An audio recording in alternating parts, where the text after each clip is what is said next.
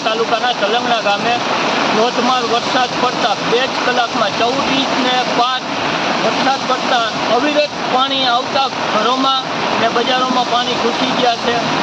જેની પરિસ્થિતિ બહુ ગંભીર છે. ગામ સંપર્ક વિહોણું થઈ ગયું છે, બેટમાં ફેરવાઈ ગયું છે અને જે ખેડૂતના મોલનો નુકસાની પૂરેપૂરી છે.